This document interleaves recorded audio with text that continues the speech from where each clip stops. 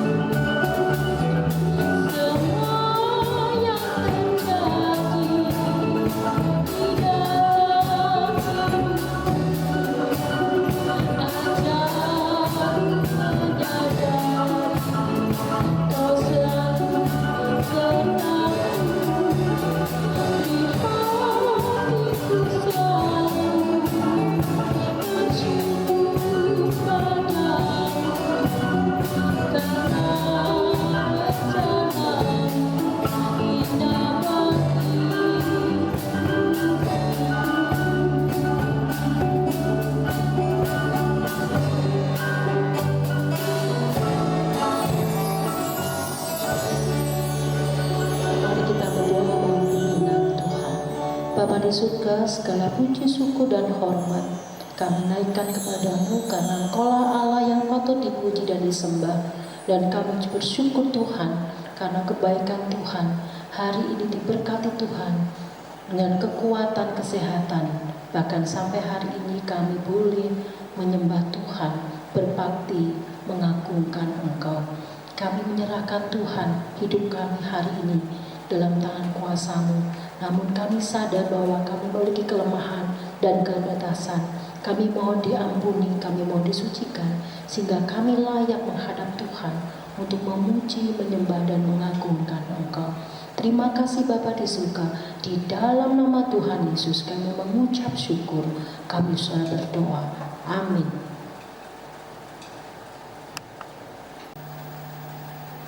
Semua baik, semua baik. Ketika Tuhan mengizinkan keadaan kita di atas maupun di bawah, itu semua baik.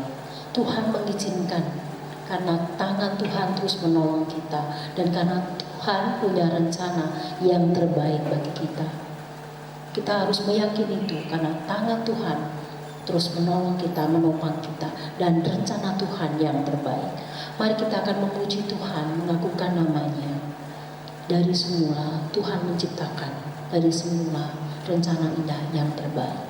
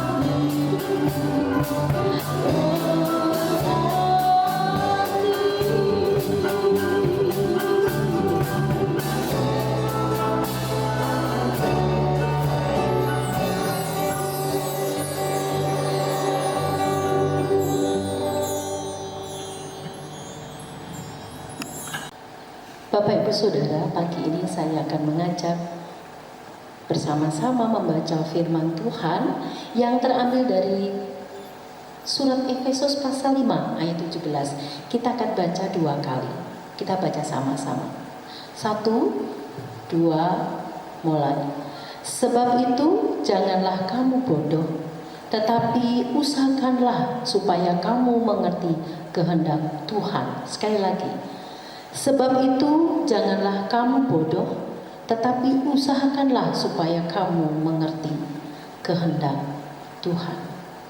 Mari kita memuji Tuhan. Hatiku percaya Di dalam Yesus ada pengharapan.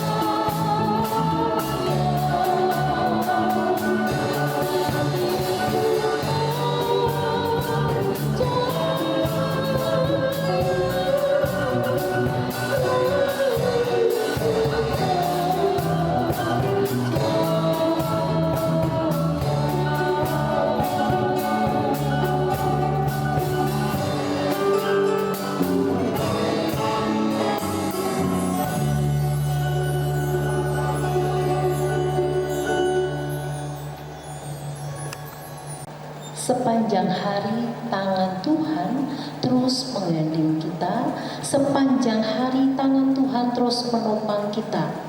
Kita bersyukur pemeliharaan Tuhan terus kita rasakan, dan itu nyata. Bahkan 1 detik pun tangan Tuhan tidak pernah terlepas dari kita.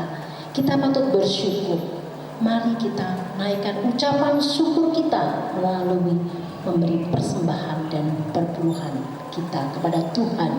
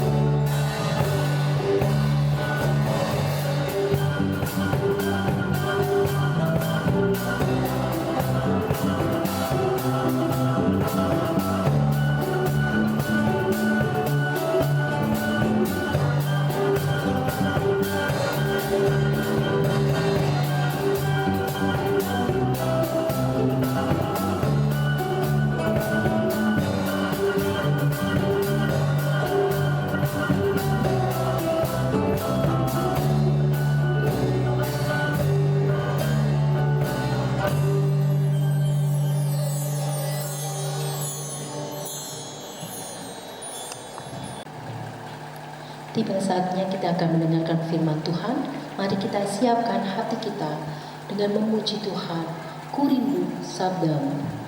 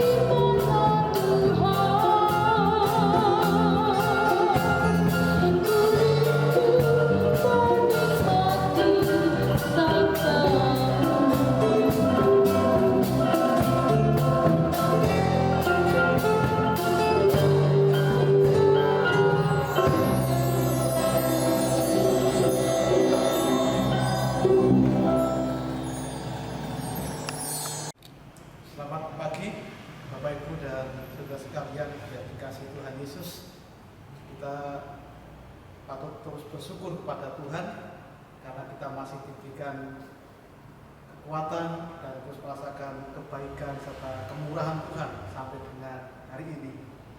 Firman Tuhan di dalam Efesus pasal 5 ayat yang ke-17, firman Tuhan berbunyi demikian.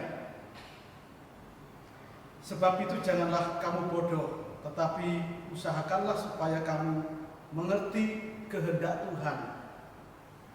Saudara sekalian, kata bodoh menurut kamus itu artinya sama dengan bebal atau sukar mengerti. Tuhan menghendaki agar kita sebagai orang percaya semakin hari semakin dewasa secara rohani. Seorang yang dewasa rohani tidak akan bertindak seperti orang bodoh atau orang bebal, melainkan seperti orang arif sehingga mengerti apa yang menjadi kehendak Tuhan. Untuk mengerti kehendak Tuhan itu memang tidak mudah. Ada sebuah cerita, saudara sekalian, dan tentu cerita ini saudara sekalian sering kali mendengar. Ada 3 buah pohon yang tumbuh di lereng suatu bukit. Mereka membicarakan harapan dan impian mereka. Pohon pertama berkata, saya berharap saya akan menjadi suatu kotak harta yang berharga. Saya akan diisi dengan emas, perak, dan barang berharga lainnya. Saya akan diukir dengan indah dan setiap orang dapat melihat keindahan saya. Pohon yang kedua juga berkata, pada suatu ketika saya akan menjadi sebuah kapal yang perkasa. Saya akan membawa para raja dan ratu mengarungi samudra dan berlayar ke ujung dunia. Setiap orang akan merasa aman di dalam diri saya. Dan akhirnya pohon yang ketiga pun juga menyampaikan harapannya. Saya ingin tumbuh menjadi pohon yang paling tinggi dan paling tegak di daerah ini. Orang dapat melihat saya di puncak sebuah bukit dan melihat ke cabang-cabang saya dan berpikir betapa dekatnya saya dengan surga dan Tuhan hingga bisa meraihnya. Saya akan menjadi pohon terbesar sepanjang zaman dan orang akan selalu ingat akan saya. Beberapa tahun kemudian, sekelompok penebang kayu datang. Salah seorang datang kepada pohon yang pertama dan berkata, ini tampaknya pohon yang kuat. Saya kira saya dapat menjual kayunya pada seorang tukang kayu. Pohon pertama merasa senang ketika mendengar apa yang disampaikan oleh si penebang pohon itu. Kemudian yang menebang pohon itu, si tukang kayu akan membuatnya menjadi kotak harta yang berharga menurut pohon yang pertama itu. Kemudian pada pohon yang kedua, salah seorang penebang berkata, ini tampaknya pohon yang kuat. Saya tentu bisa menjualnya pada seorang tukang pembuat kapal. Pohon kedua merasa bahagia dengan cara itu. Ia mengira akan menjadi kapal yang perkasa. Ketika penebang kayu itu sampai kepada pohon yang ketiga, pohon itu merasa cemas karena kalau ia ditebang maka impiannya tak akan menjadi kenyataan. Salah seorang tukang kayu berkata, saya tidak memerlukan hal-hal istimewa pada pohon saya, maka saya akan ambil saja pohon ini. Ia pun menebangnya. Saudara sekalian, ketika pohon pertama tiba di tempat tukang kayu itu membuatnya menjadi kotak makanan untuk hewan. Ia menaruhnya di sebuah kandang dan mengisinya dengan jerami. Pohon itu kecewa. Ini sama sekali bukan hal yang dimohonnya di dalam doanya. Pohon kedua dipotong dan dijadikan sebuah perahu nelayan yang kecil. Impiannya untuk menjadi sebuah kapal yang perkasa yang membawa para raja haruslah berakhir. Dan pohon yang ketiga dipotong menjadi potongan-potongan yang besar dan ditinggalkan dalam kegelapan. Tahun demi tahun pun berlalu, dan pohon-pohon itu sudah melupakan impiannya. Pada suatu hari, seorang laki-laki dan perempuan masuk ke kandang dan meletakkan seorang bayi di atas jerami dalam kotak makanan yang dibuat dari kayu pohon yang pertama. Orang itu hendak membuat sebuah tempat tidur bayi, dan palungan itu cocok untuk itu. Pohon itu pun dapat merasakan pentingnya peristiwa itu dan tahu bahwa ia pernah digunakan untuk menaruh sesuatu yang paling mulia sepanjang segala zaman. Beberapa tahun kemudian, sekelompok orang menumpang kapal nelayan yang dibuat dari pohon yang kedua. Salah seorang di antaranya lelah dan tertidur. Ketika mereka sedang berada di tengah danau, mereka diterjang badai dan pohon itu merasa tidak cukup kuat melindungi orang-orang itu. Orang-orang itu membangunkan orang yang tertidur, dan ia berdiri dan berkata, "Tenanglah," dan badai pun berhenti. Pada saat itu juga tahulah pohon itu bahwa ia telah membawa raja dari segala raja di perahu itu. Akhirnya datanglah seorang yang mengambil pohon yang ketiga. Kayu itu dibawa sepanjang jalan oleh seorang, dan orang-orang mengolok-olok orang yang membawa kayu itu. Ketika sampai di tujuan, orang itu dipaku pada pohon itu, ditegakkan, dan ia mati di puncak bukit. Ketika minggu tiba, pohon itu menyadari bahwa ia cukup kuat berdiri di atas bukit itu dan berada sangat dekat dengan Tuhan, karena Yesus telah disalibkan pada pohon itu. Saudara sekalian yang dikasihi Tuhan Yesus Kristus, dari cerita ini kita diingatkan bahwa ketika yang terjadi tampaknya tidak sesuai dengan kehendak kita, kita harus tahu dan yakin bahwa Tuhan mempunyai rencana untuk kita. Sebab Tuhan akan memberi anugerah kepada kita yang selalu menaruh keyakinan kepada Tuhan. Ketika pohon memperoleh apa yang diimpikannya, hanya bukan dengan cara yang mereka bayangkan. Memang saudara sekalian, terkadang bahkan seringkali kita tidak mengerti rencana Tuhan untuk kita. Tetapi yang pasti, cara Tuhan bukanlah cara kita. Tetapi kita harus tahu dan percaya bahwa cara Tuhan selalu yang terbaik bagi kita. Untuk itu, di tengah kesulitan hidup yang saat ini kita rasakan bersama, yang barangkali memupuskan harapan kita, kerinduan kita, cita-cita kita, mari saudara sekalian, kita selalu percaya dan yakin kepada Tuhan bahwa Tuhan akan selalu melakukan yang terbaik kepada kita. Seperti dikatakan di dalam Matius pasal 7 ayat yang ke-11. Dikatakan demikian.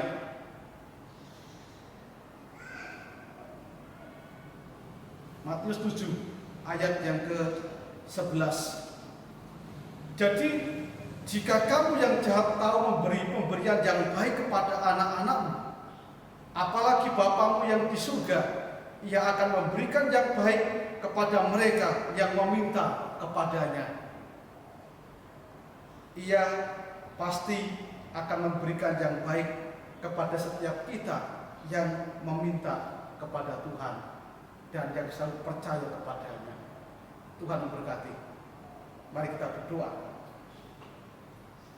Terima kasih Tuhan, kami diingatkan pagi ini melalui firman Tuhan, kiranya di tengah kesulitan hidup saat ini yang sedang kami alami,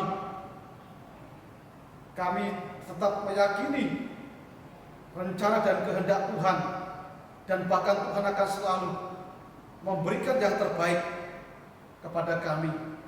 Kami mau terus menaruh setiap harapan kami. Kami mau terus mengerti setiap kehendak Tuhan, bahkan di dalam situasi yang sulit sekalipun, agar kami selalu berusaha mengerti dan memahami kehendak Tuhan, sehingga kami tidak akan pernah berhenti berharap, tidak akan pernah berhenti untuk menaruh iman percaya kami kepada Tuhan. Kami percaya waktu Tuhan akan Kau nyatakan, dan kami percaya setiap cara yang Tuhan kerjakan bagi kami adalah yang terbaik bagi kami. Kau memberkati kami, seluruh anak-anak Tuhan. Tuhan menolong, memimpin kami, menyertai kami, memberikan kesehatan kepada kami, memberi kekuatan, penghiburan. Tuhan akan terus menguatkan iman kami, sehingga kami akan selalu berpengharapan, dan kami selalu berusaha untuk mendekatkan diri kepada Tuhan, agar kami selalu melakukan apa yang menjadi kehendak Tuhan. Terima kasih Tuhan Yesus. Kami menyerahkan doa ini ke dalam tangan kuasa-Mu. Di dalam nama Tuhan Yesus kami berdoa. Amin.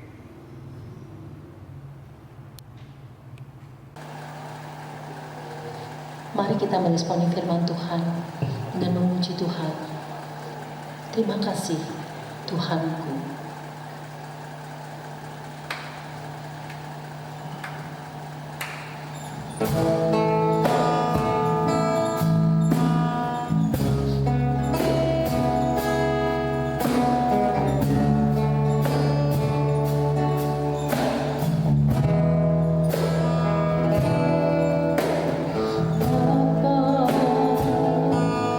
Lembutkanlah hatiku.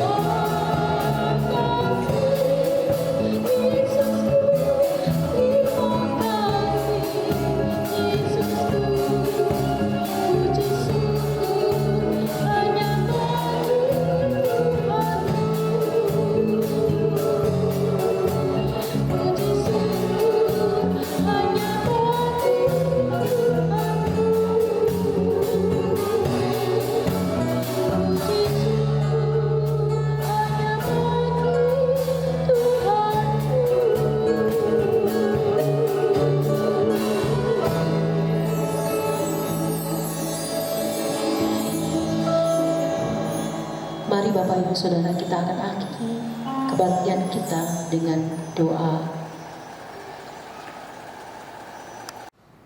Jemaat yang dikasihi Tuhan Yesus, mari kita akan bersama-sama menerima berkat Tuhan. Tuhan memberkati engkau dan melindungi engkau. Tuhan menyinari engkau dengan wajah-Nya dan memberikan kepadamu kasih karunia. Tuhan menghadapkan wajah-Nya kepada engkau dan memberikan kepadamu damai sejahtera. Sekarang terimalah berkat rahmat yang dari Bapa di surga, kasih karunia dari Tuhan kita Yesus Kristus, dan persekutuan di dalam Roh Kudus sekarang sampai selama-lamanya. Dalam nama Tuhan Yesus. Haleluya. Amin.